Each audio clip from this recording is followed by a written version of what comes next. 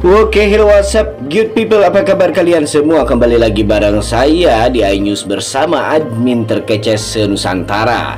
Oke guys, saya mau menyapa kalian dulu nih para penggemar sinetron Love Story dari mana aja. Silahkan tuliskan nama daerah kalian di kolom komentar beserta tanggapan kalian tentang sinetron Love Story yang kini tengah kita cintai. Dan sebelum lanjut juga menonton video dan pembahasan ulasan alur cerita sinetronnya, untuk kalian yang baru saja bergabung dan menemukan channel ini, silahkan tekan tombol subscribe. Aktifkan juga lonceng notifikasinya agar kalian tidak ketinggalan video dan info-info menarik seputar pesinetronan Indonesia kesayangan kalian, terutama sinetron Love Story The Series SCTV. And check it out.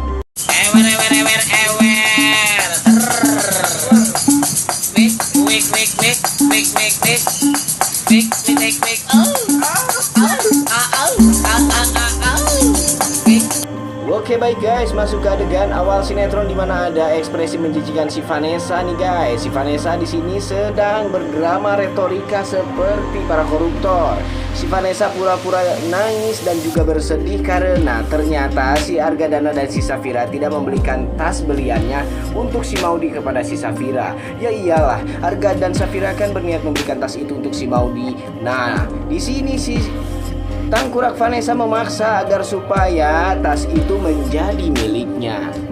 Dasar tidak ada diuntung dan tidak tahu diri sekali si Vanessa ini sebagai seorang manusia normal ya guys. Hingga pada akhirnya di sini Argadana sempat terenyuh dan tersentuh. Argadana pun pergi ke kamarnya si Vanessa dan menghampirinya. Pada awalnya si Argadana bertanya-tanya sedikit demi sedikit kepada si Vanessa perihal apa yang dia rasakan dan apa juga yang dia keluhkan selama berada di rumah dirinya. Nah, si Vanessa ini berkata bahwasanya tidak ada yang kurang. Vanessa merasa bahwasanya diri dia di rumah itu seperti bukan orang lain dan sudah menganggap Argadana seperti ayahnya sendiri. Mendengar perkataan si Vanessa itu pun si Argadana langsung apong guys. Si Argadana langsung memberikan tas yang dia beli untuk Maudi tadinya kepada si Vanessa.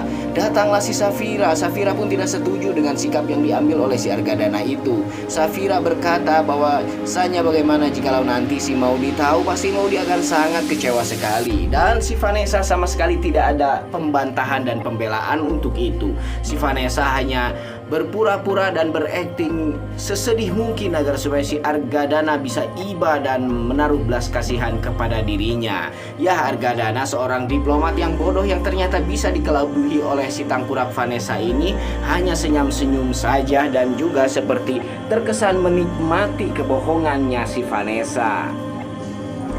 Di luar kamar tersebut terlihat ada si Emily yang sedang mengintip dan ditegur oleh si Oma. Si Emily pun langsung menghampiri si Oma dan berkata, "Lihatlah bunda, betapa dia mengambil aji mumpung dan kesempatan memanfaatkan si Argadana yang memang dengan sangat mudahnya dibodohi." Bagaimana sih si Argadana ini? Katanya seseorang yang sangat diplomatis dan juga cerdas, tapi dengan sandiwara dan kebohongan receh si Tangkurak Vanessa juga dia berhasil terkelabui guys. Di sini si Emily sangat kesal sekali kepada si Vanessa karena si Vanessa semakin hari semakin melunjak. Tapi si Oma di sini mencoba menenangkan Emily agar supaya Emily tidak terlalu larut dalam emosinya. Sehingga si Emily dapat bisa saja menampar dan mengusir si Vanessa dari rumah itu karena sudah lama sekali si Emily ini geram kepada si Tangkurak Vanessa yang cantiknya tidak seberapa. Baik, masuk ke sekian adegan lain lagi di mana ada si Ken yang terkejut dan terheran-heran mendengar goak-goakan dari si Tangkurak Anita yang jelek sekali. Si Ken langsung terbangun karena si Anita berteriak-teriak di balik kamar pintunya. Ken bangun dan langsung menghampiri pintu lalu membukanya. Selonong boy lah si Anita langsung masuk tanpa permisi kepada si Ken ke dalam kamar Ken dan juga Maudi.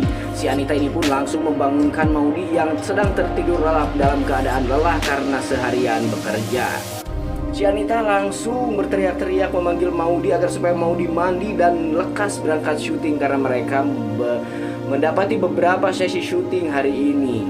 Jadi jadwal Maudi sangat padat sekali ya guys. Di sini terlihat si Ken yang sangat sedih sekali melihat istrinya terus diintimidasi oleh mertuanya sendiri. Si Ken seolah-olah tidak bisa berkata apa-apa di sini guys. Namun si Ken juga mungkin tidak sebodoh itu. Bisa saja suatu saat nanti Ken akan benar-benar bertindak dan mengambil keputusan untuk mencabut Maudy dari kontrak syuting sinetron tersebut.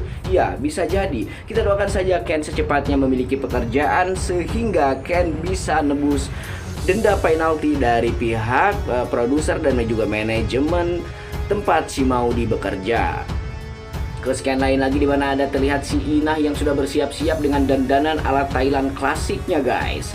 Di sini si Tangkurak Anita menohok melihat dandanan si Tangkurak Inah yang memang sangat cantik sekali dengan dandanan klasik ala Thailand. Ya, si Anita sih sebetulnya iri melihat kepanglingannya si Inah yang memang bisa dibilang si Inah bisa lebih cantik daripada si Anita ya, guys. Di sini si Maudy merasa terhibur sekali dengan dandanan si Inah ini, guys, dan akhirnya si Anita marah-marah dan tidak ingin melihat si Inah berdandan seperti badut itu.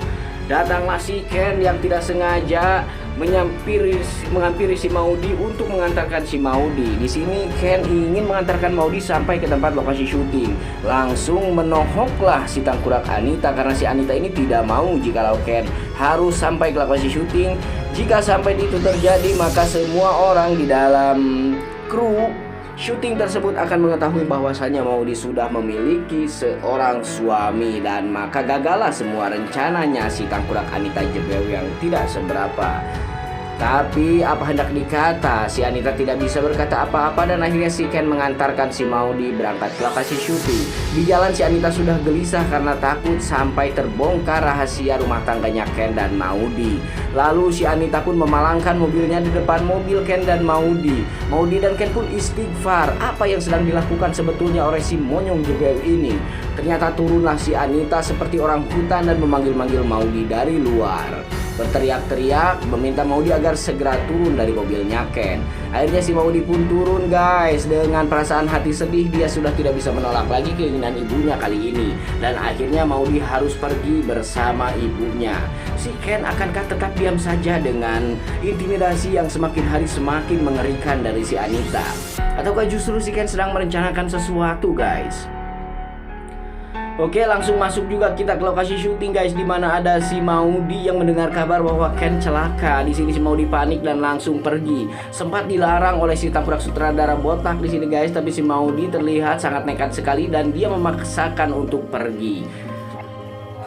Sutradaranya pun di sini terlihat sekarang semakin menekan Maudy semakin harinya. Apakah memang suatu saat Ken akan benar-benar mendatangi sutradaranya itu agar sutradaranya tersebut memutuskan kontrak kerja Maudy dalam productionnya?